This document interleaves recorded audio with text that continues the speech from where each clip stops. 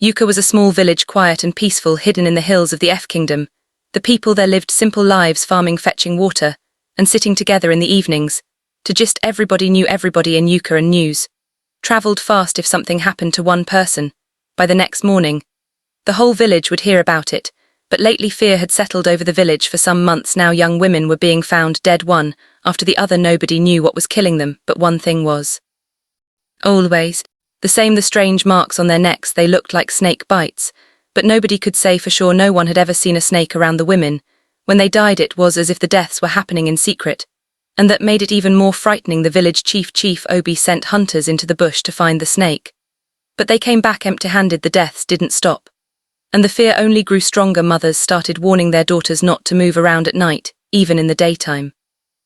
Women no longer felt safe. The once lively village became quiet, and people didn't trust as easily as before. But there was one person who didn't seem to care about all the fear. His name was Chima. If you asked any woman in Uka who the finest man in the village was, the answer was always Chima, tall with a muscular body that showed all the hard work he did as a builder. His skin was smooth and dark, and his eyes shone like he always knew something you didn't. His smile alone was enough to make a woman's weak. Chima had the kind of charm that made women forget their fears. When he walked through the village, the women would giggle and blush. Hopping, he would look their way, and when he did, it felt like the sun was shining only on them. Chima knew how to use his looks and sweet words. It wasn't just his fine face, it was the way he spoke, the way he moved, and the way he always seemed to be in control. He could make a woman feel like the only person in the world.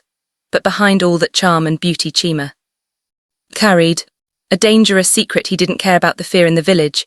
He didn't worry about the deaths either. He went about his day as if all was well and good. Chima knew he was handsome, and he didn't hide it.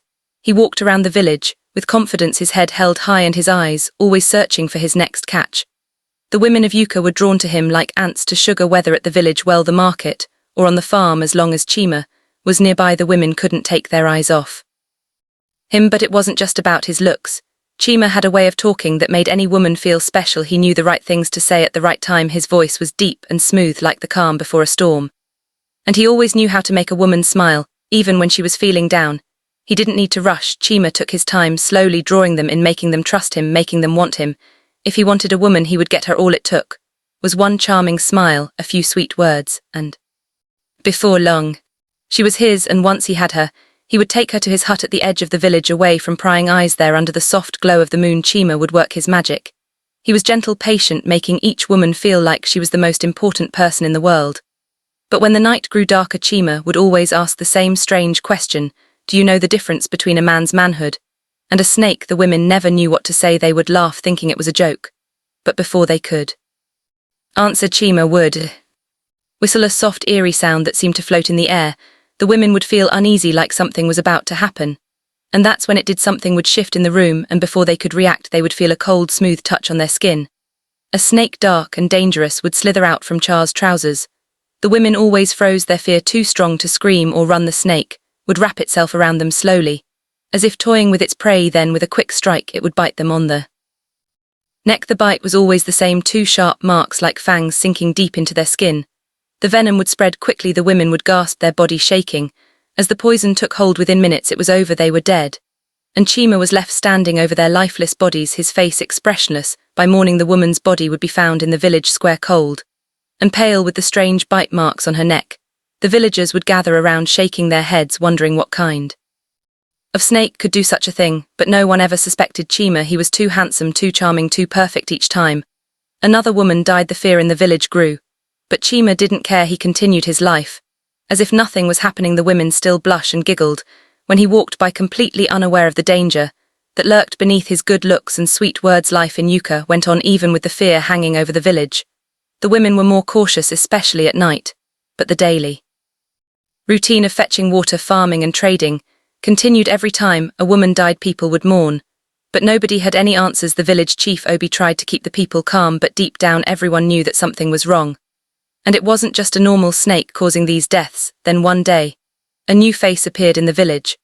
A woman named Adanna. She was different from the other women in Uka, tall and graceful, with skin that shone like polished wood. Adanna carried herself with confidence. Her beauty wasn't just in her face or body, but in the way she moved, as if she wasn't bothered by anything around her. She had come to visit her aunt, who lived on the edge of the village, and almost immediately, She caught Char's attention. Chima noticed Adanna. The first time he saw her at the well, unlike the other women who couldn't help but stare at him or blush when he passed by, Adanna didn't seem impressed. She didn't giggle, she didn't stare, she didn't even smile at him. Instead, she looked straight past him, her face calm like she was in control of everything. This intrigued Chima. He wasn't used to being ignored, and Adanna's calmness felt like a challenge to him. He had always been able to win over any woman he wanted, and he wasn't about to let Adanna be the first one to resist him from that moment. Chima decided that he had to have her. Chima began to watch Adanna more closely. He noticed that she was always polite, but never too friendly. She spoke kindly to people, but she never allowed anyone to get too close to her. This only made Chima want her more. He wasn't just interested in her beauty, he was fascinated by her mystery, by her strength. The more he watched her, the more determined he became. Chima wasn't used to failing, and he wasn't about to start now. He began to follow Adanna, looking for opportunities to speak with her, to charm her like he had done with so many others, but each time he approached her, Adanna kept her distance, as if she knew something that he didn't. One afternoon, Chima found his chance. Adanna was at the filling her water pot, and there were fewer people around. Chima walked up to her, his usual confident smile on his face. Adanna, he said smoothly, his voice deep and sweet like honey, let me help you carry that. Adanna glanced at him, her face expressionless. She didn't look impressed by his looks or his charm, and this only made Chima more eager. He waited for her to giggle or blush like the others, but instead she simply nodded. If you insist, she said calmly, stepping back to let him take the pot. Chima felt a small victory. He lifted the pot easily and placed it on his head, making sure to show off his strength. As they walked to her aunt's house, Chima tried to make small talk, but Adanna remained quiet. She answered his questions politely, but didn't give him any more than necessary. This wasn't what Chima was used to, but he told himself it was only a matter of time before she fell for him. All the women eventually did. She is only playing hard to get. He just had to work a little harder with this one. After that day at the well, Chima couldn't get Adanna out of his mind. She wasn't like the other women of Ukoja. Most of them would have melted under his smile, giggling and blushing. But not Adanna. She was different. The more distant she remained, the more obsessed Chima became. He wasn't used to this. He wasn't used to a woman not giving him the attention he was used to. It was new, it was frustrating, and it made him want her even more. Chima had always been able to get any woman he wanted, with little effort, just a flash of his smile, a few smooth words, and the women of Ukoja were his. They were all the same, soft, eager, easy to seduce. But Adanna, she wasn't falling for any of his tricks. She seemed immune to his charm, and this drove Chima crazy. Day after day, he watched her when she fetched water, when she walked through the market, even when she visited the farm with her aunt. Adanna carried herself with a quiet strength that made her stand out. She didn't seem to care about anyone's opinion, least of all Chima. She lived her life peacefully, and that only made her more attractive to him. Chima started finding excuses to talk to her. At first, it was little things, offering to help carry her load, trying to make small talk, trying to get her attention in any way he could. But no matter what he did, Adanna stayed polite but distant. Her calmness was beginning to bother him. One evening, Chima couldn't take it anymore. He decided that he needed to do more. He needed to take control of the situation. He couldn't let Adanna continue to slip through his fingers. He had never failed with a woman before, and he wasn't about to start now. Chima knew that Adanna often visited her aunt's small farm just outside the village, where they grew yams and vegetables, so he decided to wait for her there. It was a warm evening, and the sun was beginning to set, casting a soft orange glow over the fields. He leaned against a tree, his arms crossed over his chest, his eyes focused on the path leading to the farm. Finally, he saw her. Adanna was walking slowly, her steps steady and graceful. She was carrying a basket of yams on her head, her back straight, her face calm as usual. As she approached, Chima stepped forward, blocking her path. Adanna, he said, his voice deep and smooth, you've been avoiding me. Adanna raised an eyebrow and looked up at him, not breaking her calm expression. I've been doing no such thing, Chima. I've just been busy. Her response irritated him. Chima wasn't used to being brushed off like this. He was used to women being excited to see him, not acting like he didn't matter. But he forced a smile, trying to keep his cool. You're always so serious, he said, taking a step closer. Why don't you let me walk with you? We could get to know each other better. Adanna gave him a long look, her face still unreadable for a moment. Chima thought she might actually agree, but then she shook her head, stepping around him. I'm not interested, Chima, she said simply. Chima stood there stunned. He wasn't sure if he was more shocked or angry. How could she just walk away from him like that? Nobody had ever said no to him like this. His pride felt bruised, but more than that, his obsession with Adanna grew even stronger. He couldn't let her slip away so easily. No, She would be his no matter what it took. As Adanna walked away, Chima eyes darkened. He made a promise to himself right there he would have her, and she wouldn't be able to resist him for long. Chim's frustration grew as Adanna continued to resist him. He was used to women falling for him quickly, but Adanna wasn't like the others. The more she ignored his advances, the more obsessed he became. He knew he had to change his approach to win her over this time. He decided to be patient, to play the long game instead of showering her with attention before Chima pulled back.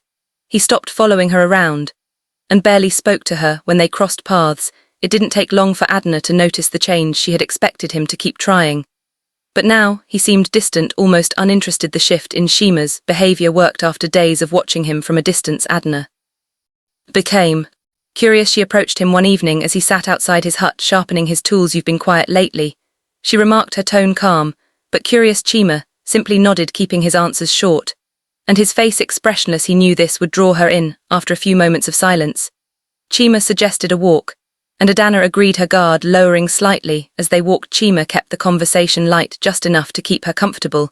He wanted her to believe that he was a changed man, and that he was more than the charming, attention-seeking womanizer she had assumed.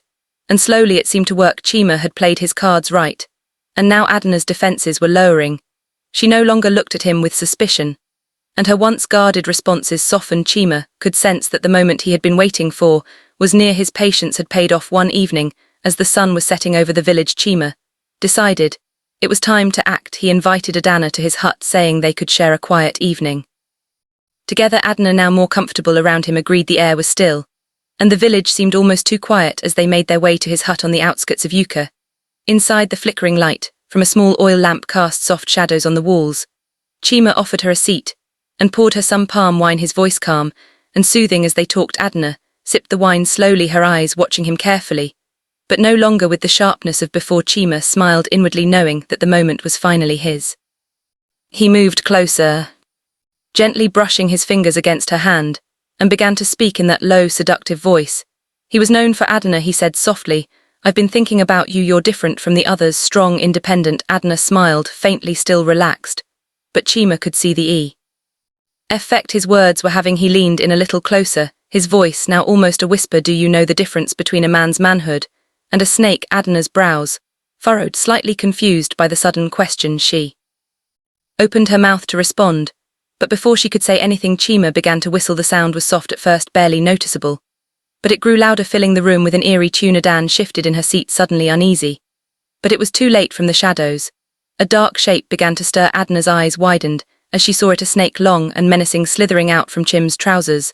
The cold, smooth scales glistened in the dim light as the creature coiled around her. Chima watched, his face expressionless as the snake prepared to deliver its deadly bite. But something was different this time. Adanna, though terrified, suddenly reached into the folds of her wrapper and pulled out a small white flute. Without a moment's hesitation, she blew into it, and the sound that came out was sharp, piercing, and filled the air with a strange energy. Chim's eyes widened in shock as the snake froze mid-strike. It hesitated, confused, its eyes now locked on Adanna instead of its usual prey. She blew the flute again, and this time the snake slowly turned away from her and slithered back toward Chima. Chima stumbled back, ward fear flashing across his face for the first time. The snake, now under Adanna's control, coiled around him, tightening its grip. Chima gasped, struggling for breath, as the serpent constricted its fangs, hovering near his neck. How did you?" Chima stammered, his voice barely a whisper. Adanna's face was calm, her eyes cold and steady. "You're not the only one who knows how to control a snake. It's time you paid for your wicked acts. Also remember to say hi to Nkem."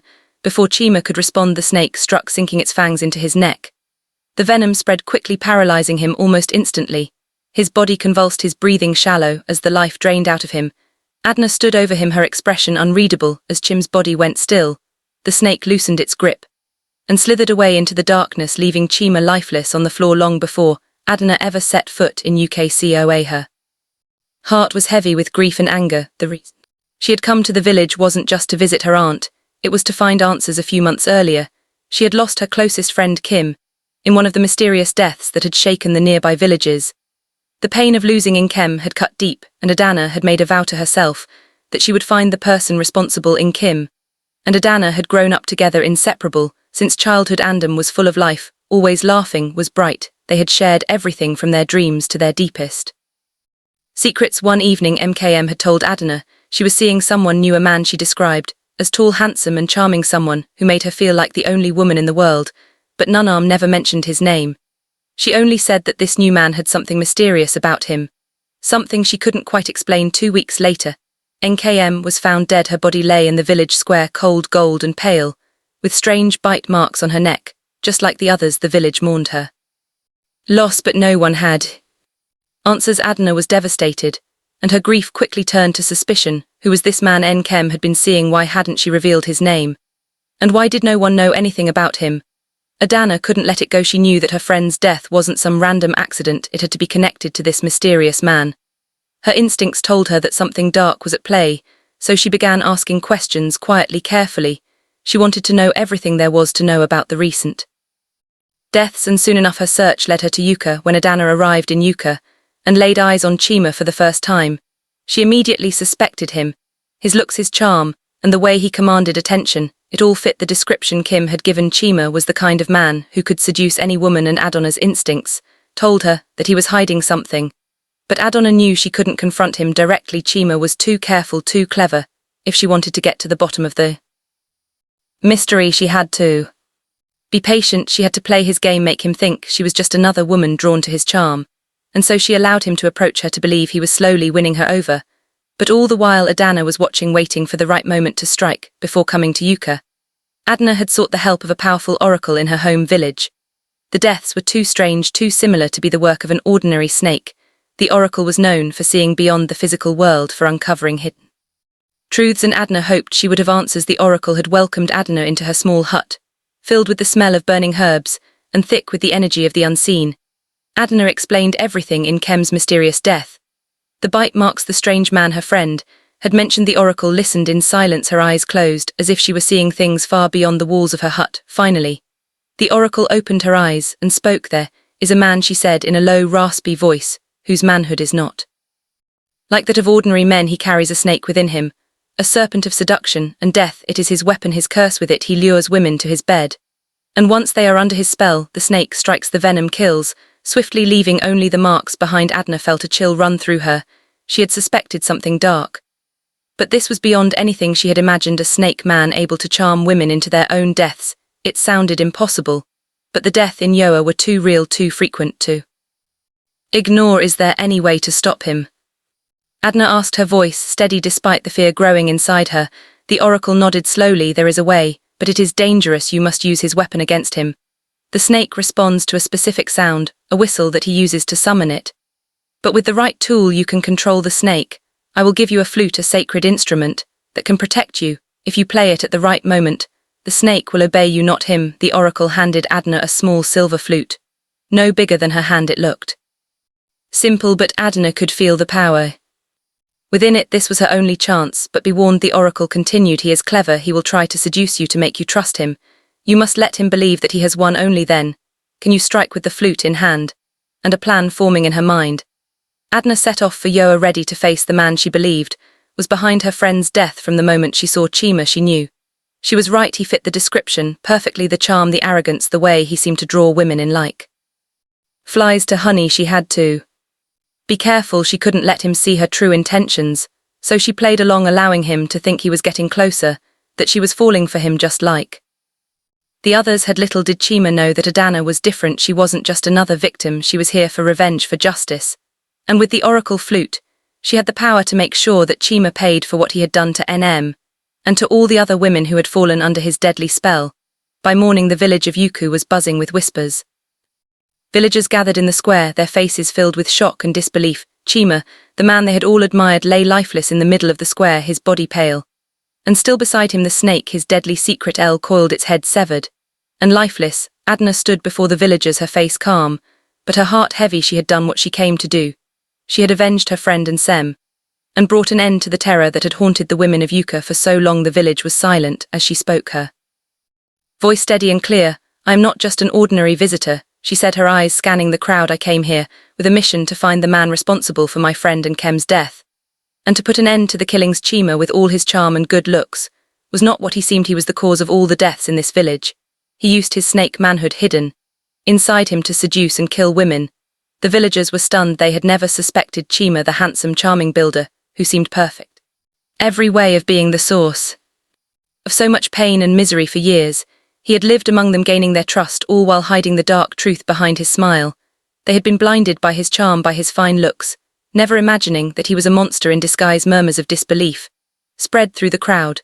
Some of the women who had once giggled and blushed in his presence now stood in silence, their faces pale with shock. Others bowed their heads in shame, realizing how close they had come to falling victim to his deadly seduction. But now the truth was clear. Chima's reign of terror had come to an end, and the village was free from the darkness that had plagued it for so long. Years past, and the story of Chima and his snake Manhood became a legend. In Ukoja, mothers would tell the tale to their daughters, warning them of the dangers of falling for a man's charm without knowing his heart. The tale of Chima became a lesson for all, a reminder that not everything beautiful is good, and that sometimes danger hides behind the sweetest smile. Adanna's name became one of honor. Throughout the EP kingdom, she was spoken of with reverence. Her bravery and wisdom celebrated by the people. She had faced down a monster, outsmarted him, and saved countless women from suffering the same fate as her dear friend Nkem. Her name was whispered with pride by the women of Ukoja, and her story was passed down from generation to generation. As for Chima, his name was forgotten, buried in the dust of history.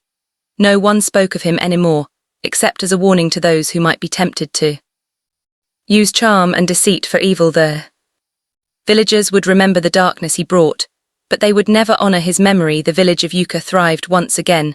The women were safe. The fear that had gripped the village for so long finally lifted. Life returned to normal, and the people of Ukoja found peace. But the lessons of the past were never forgotten. The memory of what had happened remained a reminder of the strength and wisdom it took to uncover the truth and to protect those who were vulnerable.